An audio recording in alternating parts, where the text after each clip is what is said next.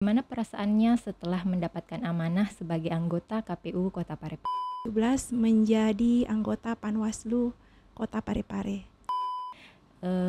Meskipun sama-sama penyelenggara, tapi tugas dan fungsi KPU karena dia sifatnya lebih teknis, sifatnya kita sudah punya data-data tersebut atau foto-foto dokumentasi tersebut.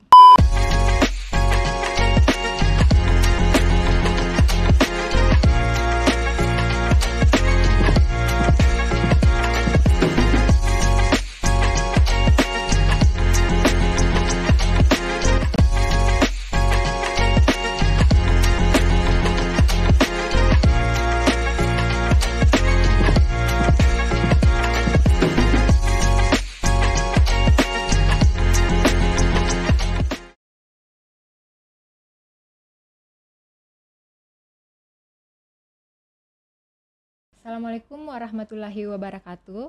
Halo teman pemilih, selamat datang kembali di podcast obrolan demokrasi KPU Kota Parepare. Dan pada kesempatan ini di episode kelima, kita akan berbincang-bincang dengan narasumber kita, yaitu anggota KPU Kota Parepare sekaligus Ketua Divisi Teknis Penyelenggaraan Pemilu, Ibu Nur Islah.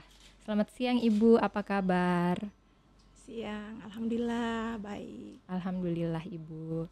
Sebelumnya terima kasih sudah menyempatkan waktu Ibu untuk berbincang-bincang dan berbagi pengalaman dengan teman pemilih. Dan untuk mengawali bincang-bincang kita, Ibu mungkin bisa di-sharing ke teman pemilih bagaimana Ibu memulai karir di kepemiluan dan bagaimana perasaannya setelah mendapatkan amanah sebagai anggota KPU Kota Parepare. Saya memulai karir di dunia kepemiluan pada tahun 2017.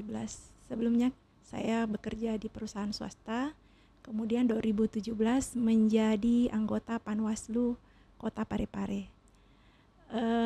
Pada saat itu Panwaslu masih sifatnya ad hoc.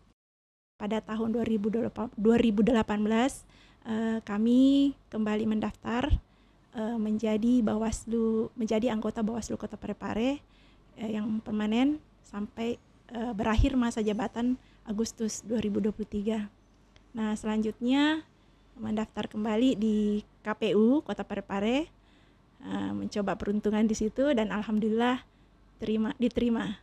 Jadi saya merasa senang sekali karena bisa merasakan setelah merasakan jadi anggota Bawaslu, saya bisa merasakan lagi menjadi penyelenggara teknis di KPU.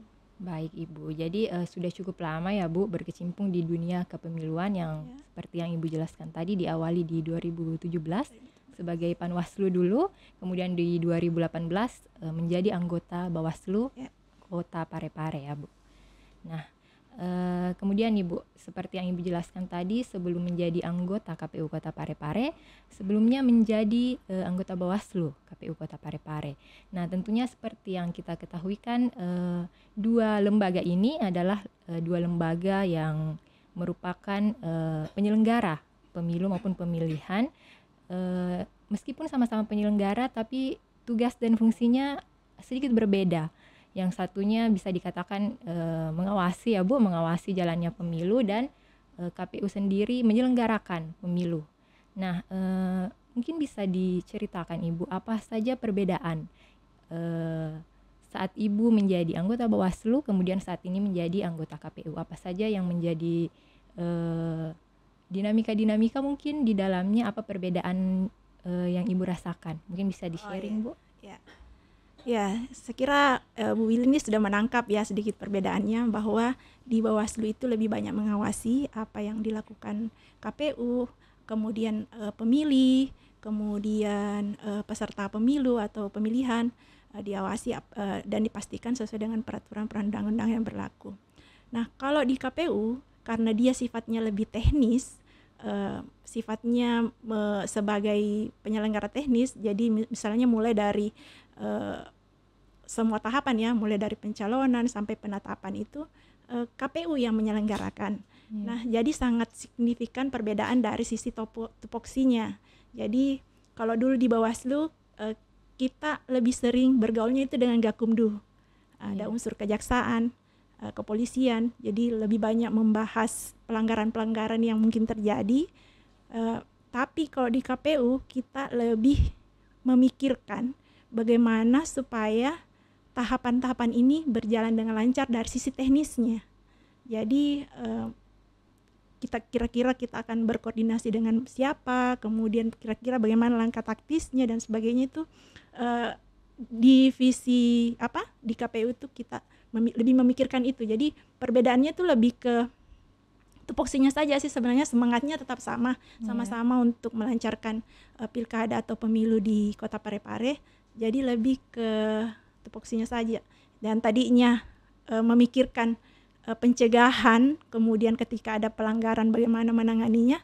Nah, di KPU itu kita memikirkan bagaimana cara-cara taktis atau strategi yang dilakukan supaya pemilu dan pilkada itu berjalan lancar dari sisi teknis. Baik Ibu, jadi ketika di KPU, kalau mungkin yang saya tangkap lebih kompleks atau seperti apa Bu? Lebih kompleks ya Bu tupoksinya? Sama-sama kompleks ya. Sama ya Bu? Ya seperti tadi, kalau di Bawaslu itu kita lebih memikirkan bagaimana ya mencegah pelanggaran-pelanggaran yang mungkin terjadi, bagaimana ya supaya masyarakat tahu apa yang boleh, apa yang tidak boleh. Tapi kalau di KPU ya kita juga memikirkan itu, tapi kita lebih bagaimana ya supaya Tungsura ini lancar dari apa yang harus kita lakukan. Terus logistiknya bagaimana, pemenuhan kebutuhan logistik di TPS ini bagaimana, kemudian bagaimana membimtek KPPS-nya supaya bisa bekerja pada saat hari H dengan baik. Banyak hal yang dipikirkan yang memang lebih ke teknis. Baik Ibu. Nah kemudian kan Ibu ini mengampuh divisi teknis penyelenggaraan pemilu ya Bu. Mungkin bisa di-share ke teman pemilih apa saja tugas, fungsi dan tupoksi dari divisi teknis penyelenggaraan sendiri Bu. Ya, jadi ada beberapa divisi di KPU ya, dan saya alhamdulillah kebagian divisi teknis penyelenggaraan pada saat pleno kemarin. Memang ini divisi teknis ini lebih banyak kalau dilihat dari jumlah tahapan yang ada di PKPU, baik di pemilu maupun di pemilihan, lebih banyak divisi teknis yang mengampu. Kalau misalnya di pemilu itu ada pendaftaran partai politik peserta pemilu, di pilkada ada pencalonan, kemudian ada dana kampanye, kemudian pungut hitung, rekapitulasi, sampai penetapan itu divisi teknis yang mengampu. Jadi lumayan padat pada saat tahapan-tahapan. Pada saat tahapan tupoksi dari divisi teknis cukup padat ya tadi ya Bu. Kemudian Bu, saat ini seperti yang kita ketahui bersama dan mungkin teman pemilih juga pernah melihat di media sosial KPU Kota Parepare bahwa saat ini sedang berlangsung pemutahiran data partai politik, Ibu. Mungkin bisa dijelaskan Ibu, data apa saja yang dapat dimutahirkan oleh partai politik? Ya, jadi data-data yang, jadi saya jelaskan dulu ya sebelum sampai ke situ. Data pemutahiran data partai politik secara berkelanjutan ini kan adalah ruang untuk partai politik untuk memutakhirkan datanya.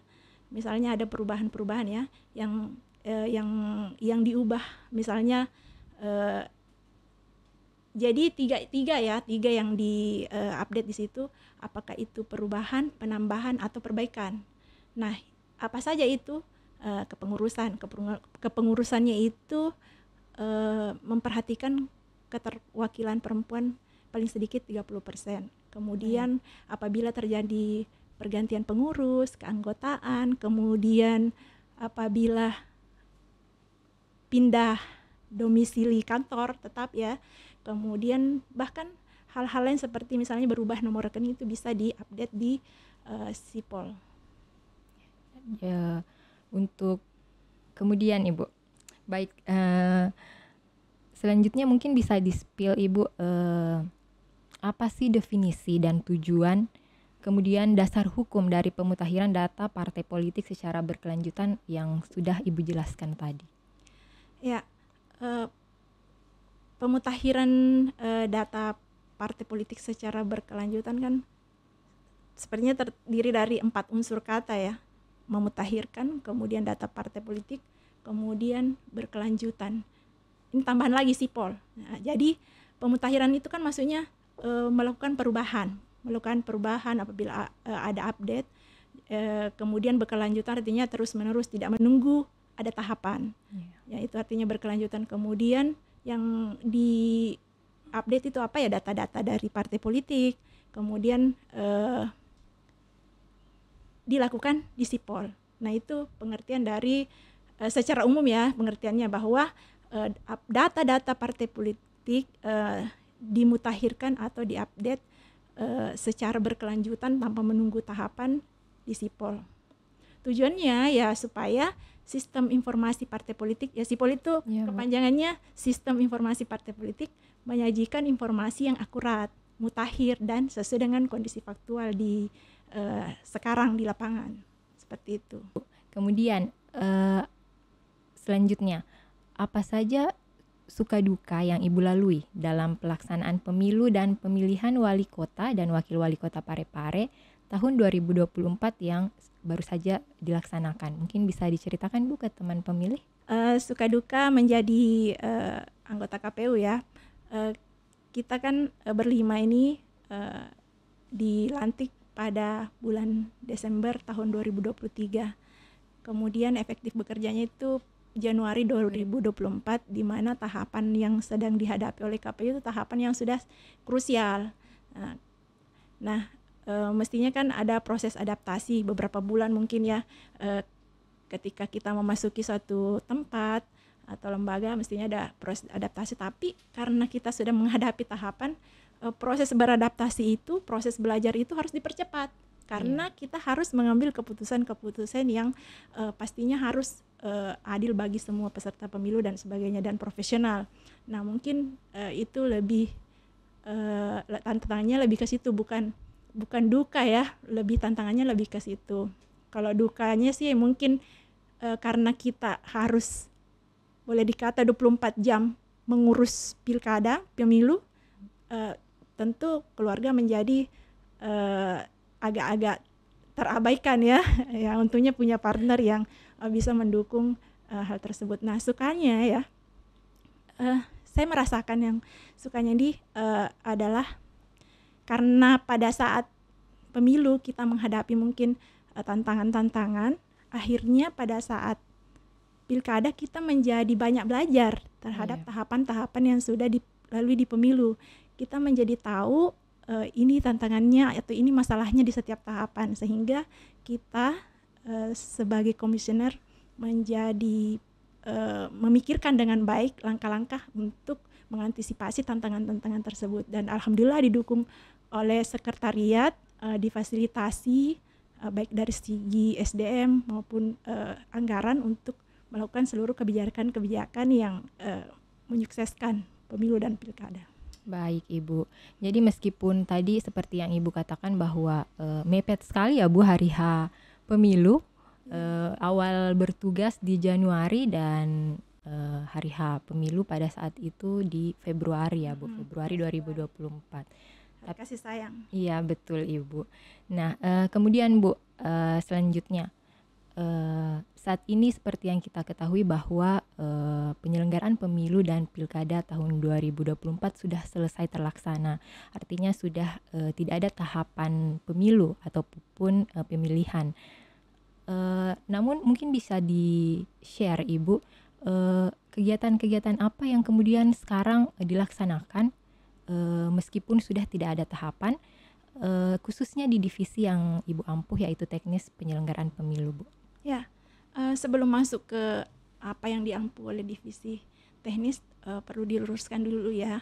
Jadi KPU secara umum ini melakukan beberapa kegiatan seperti sosialisasi, kemudian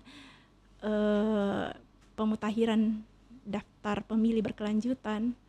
Walaupun itu diampu oleh divisi Sosdikli dan Datin, tapi kerja-kerja itu adalah kerja-kerja kolektif kolegial dilakukan secara bersama-sama. Demikian juga pada saat tahapan, walaupun banyak tahapan yang diambil oleh divisi teknis, tapi semuanya dikerjakan secara kolektif kolegial. Nah, apalagi di non tahapan ini pastinya dikerjakan bersama-sama. Tapi ketika ditanya secara khusus bagaimana apa-apa saja yang dilakukan oleh divisi teknis di non tahapan ini, untuk sekarang ini kita menindaklanjuti surat edaran KPU RI 1109. Di situ tercakup beberapa hal. Yang pertama, kita diminta untuk melakukan evaluasi atau kajian teknis terhadap tahapan-tahapan yang sudah lewat, baik di pemilu maupun di pilkada. Jadi kalau misalnya kita punya pengalaman-pengalaman yang mungkin menginspirasi, kemudian cara-cara pencegahan yang mungkin tidak diatur oleh undang-undang, tapi ketika dipraktekkan di KPU Kota Parepare itu berhasil, itu dituangkan dalam sebuah tulisan atau laporan ke KPU RI. Dan yang kedua adalah kita juga diminta di surat itu ya, kita diminta untuk melakukan dokumentasi terhadap pengumpulan dokumentasi baik itu berupa video, foto di semua tahapan baik pemilu maupun pilkada. Gunanya apa? Supaya kita punya bank dokumen atau bank data. Ketika nanti misalnya pihak luar atau pihak internal kita sendiri membutuhkan, kita sudah punya data-data tersebut atau foto-foto dokumentasi tersebut. Nah, yang ketiga adalah yang kita bahas tadi, pemutakhiran data partai politik secara berkelanjutan. Nah, kita melakukan beberapa hal supaya proses pemutakhiran ini berjalan lancar. Seperti kita buka helpdesk supaya teman-teman parpol yang mungkin memiliki kesulitan melakukan update di Sipol bisa menghubungi helpdesk. Kemudian kita juga sudah mensosialisasikan hal tersebut baik di medsos, kemudian bersurat langsung ke partai politik untuk mengingatkan bahwa mereka perlu mengupdate Sipol ketika terjadi perubahan-perubahan. Baik Ibu, jadi meskipun saat ini sudah tidak ada tahapan pemilu maupun pilkada, tapi bukan berarti sudah tidak ada pekerjaan ya Bu. Malah tadi bisa disimpulkan lumayan cukup banyak juga yang dilaksanakan oleh divisi teknis, baik itu evaluasi, kemudian ya seperti yang sudah kita bahas sebelumnya bahwa saat ini sedang berlangsung pemutakhiran data partai politik berkelanjutan. Yeah. Baik Ibu, nah pertanyaan terakhir nih Bu, bagaimana Ibu memaknai pemilu yang demokratis dan berintegritas? Ya, cukup klise ya jawabannya, tapi ya begitulah adanya. Jadi menurut saya pemilu dikatakan demokratis dan berintegritas ketika dilaksanakan dengan jujur dan adil, kemudian dilaksanakan dengan prinsip luber ya, langsung, umum, bebas, rahasia, dan ada 3 unsur utama di sini yang menyukseskan pemilu dan pilkada. Pertama, peserta pemilu atau peserta pemilihan, kemudian pemilih. Keduanya ini sama-sama menaati peraturan perundang-undangan, jadi tidak melanggar, tidak berusaha mencari-cari cara untuk melanggar. Dan yang paling penting juga adalah penyelenggara pemilunya, baik Bawaslu maupun KPU itu memiliki integritas, netral dan tidak berpihak. Jadi menjalankan betul-betul sesuai dengan peraturan. Nah, insya Allah ketika 3-tiganya ini melakukan seperti saya bilang tadi, insya Allah pemilu maupun pilkada akan berjalan sesuai dengan yang kita harapkan. Baik Ibu, jadi harapannya 3 unsur yang sudah Ibu sebutkan tadi, yaitu peserta pemilu, kemudian pemilih dan penyelenggara sama-sama memahami tugas dan fungsinya masing-masing, kemudian perannya untuk menyukseskan pemilu dan pilkada. Yeah. Baik Ibu, terima kasih banyak Ibu atas waktunya. Tidak terasa kita sudah berbincang-bincang, dan semoga apa yang kita sampaikan ke teman pemilih dapat memberikan manfaat. Sekali lagi terima kasih Ibu atas sharing ilmu dan sharing pengalamannya. Semoga dapat memberikan informasi yang bermanfaat bagi teman pemilih. Terima kasih, sukses terus podcast KPU Kota Parepare. Amin, terima kasih Bu. Ya, baik teman pemilih, terima kasih sudah menyaksikan Pod KPU. podcast obrolan demokrasi KPU Kota Parepare episode kelima, kali ini bersama Ibu Nur Islah selaku anggota KPU Kota Parepare sekaligus Ketua Divisi Teknis Penyelenggaraan Pemilu KPU Kota Parepare. Sampai jumpa di episode selanjutnya dan terima kasih. Assalamualaikum warahmatullahi wabarakatuh. Waalaikumsalam warahmatullahi wabarakatuh.